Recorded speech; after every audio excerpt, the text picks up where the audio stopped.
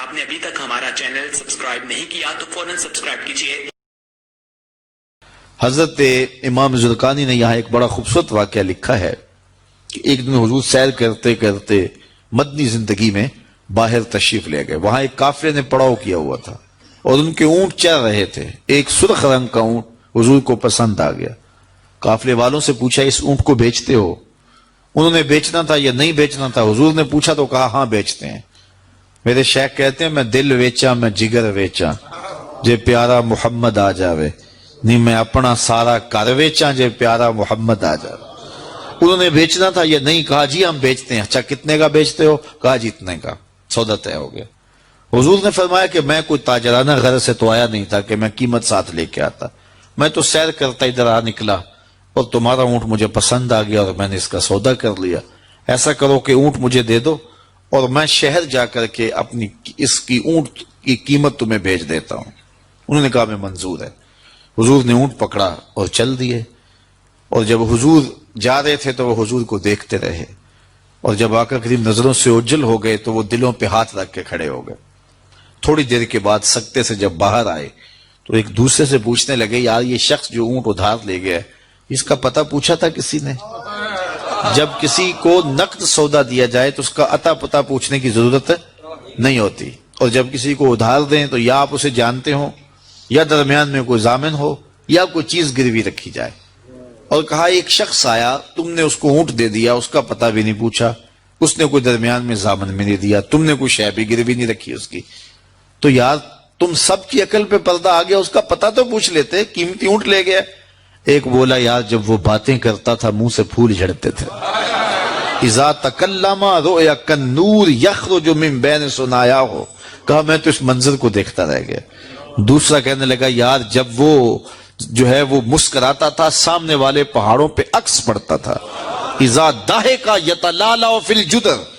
تیسرا بولا یار میں تو اس کی آنکھیں ہی دیکھتا رہ گیا، کیا خوب سجن دیاں اکھیاں نے، کیا خوب سجن دیاں اکھیاں نے جویں پر کے سرائیاں رکھیاں نے، تو اجے میرا یار نہیں ڈٹھا جنوں ویکھ کے چند شرماوے، ادھی راتی دن چڑھ جاوے جیو رخ تو نقاب اٹھاوے، تے جیو نکلے سیر کرن نو سارا گلشن سیس نواوے، اتے دھرتی لف لف جاوے جے ہاتھ پھلاں وچ رکھدا، ہاتھ پھلاں تو ود جاوے، نین نشیلے مست رسیلے وچ سونا کجل سہاوے، اکھ اگڑے تے انج پیا جاپے جویں میں خانہ کھل جاوے، توبہ توبہ حسن سجن دا چال نہ چلی جاوے، بجلی ڈردی لشک نہ مارے متا بے ادبی ہو جاوے، تے جے او کھولے پیچ زلف دے اتے راہی راہ پل جاوے، توبہ توبہ حسن سجن دا چال نہ چلی جاوے، علم خدا نے اینا دتا عقلاں وچ نہ آوے،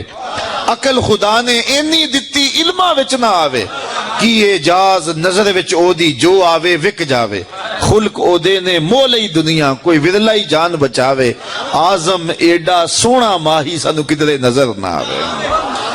انہوں نے کہا جو بھی ہوا تم اس کے حسن میں کھو گئے، اور وہ قیمتی اونٹ اپنے حسن کا جادو جگا کے تم سے ہتھیا کے لے گیا۔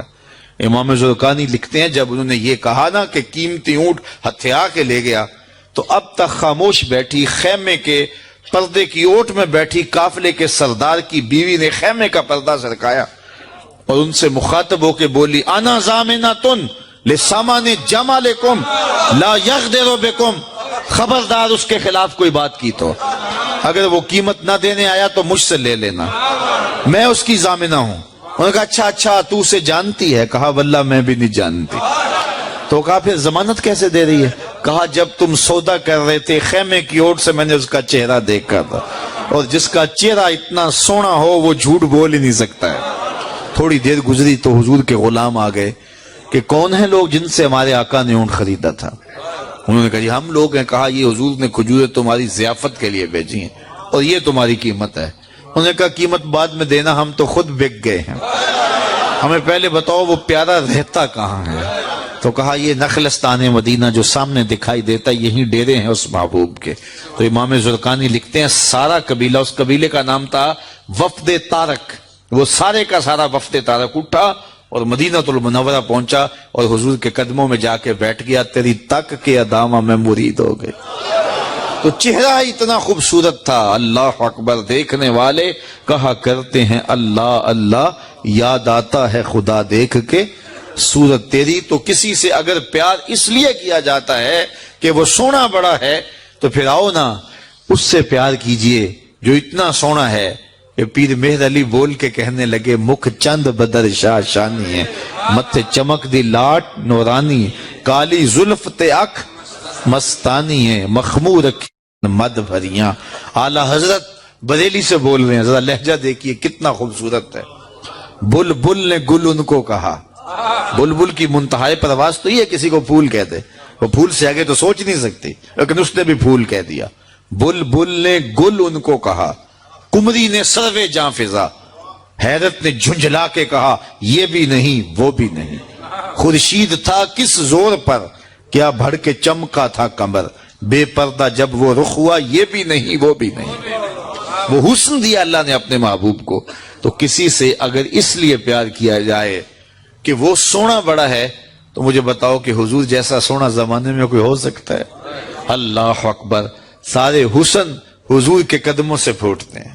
اور مجھے اتنا اچھا لگتا ہے یہ شعر اعظم چشتی مرحوم کا کہ اس نے پتہ نہیں کہاں بیٹھ کے یہ شعر لکھ دیا کہ سمجھا نہیں ہنوز میرا عشق بے ثبات، سمجھا نہیں ہنوز میرا عشق بے ثبات، تو کائنات حسن ہے یا حسن کائنات، تو کائنات حسن ہے یا حسن کائنات۔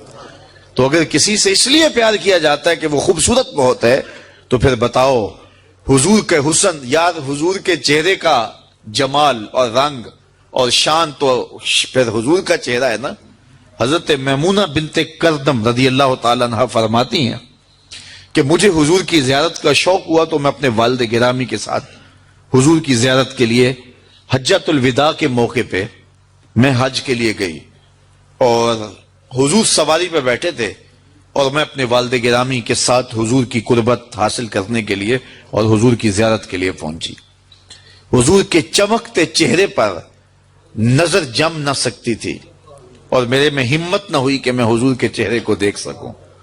تو حضور سواری پہ بیٹھے تھے تو میں حضور کے پاؤں کو دیکھنے لگی۔ سبحان اللہ۔ فرماتی ہیں کہ حضور کے انگوٹھے کے ساتھ والی جو انگلی تھی اس کا قد باقی انگلیوں کی مناسبت سے لمبا تھا۔ فرماتی ہیں ما نسیتو فی ما نسیتو طولا اصباحو، کہتی ہیں کہ آج تک اتنا عرصہ گزر گیا ہے، حضور کی مبارک انگوٹھے کے ساتھ والی انگلی کا حسن ہی میری نگاہوں سے زائل نہیں ہوتا۔ یار جس کی انگلی اور جس کے پاؤں کا حسن اتنا ہے، اس کے چہرے کی جمال کی کیفیت کیا ہوگی؟ وہ کسی شاعر نے کہا تھا نا کہ قدموں پہ جبیں کو رہنے دو، چہرے کا تصور مشکل ہے۔ قدموں پہ جبیں کو رہنے دو، چہرے کا تصور مشکل ہے، جب چاند سے روشن ایڑی ہے رخسار کا عالم کیا ہوگا؟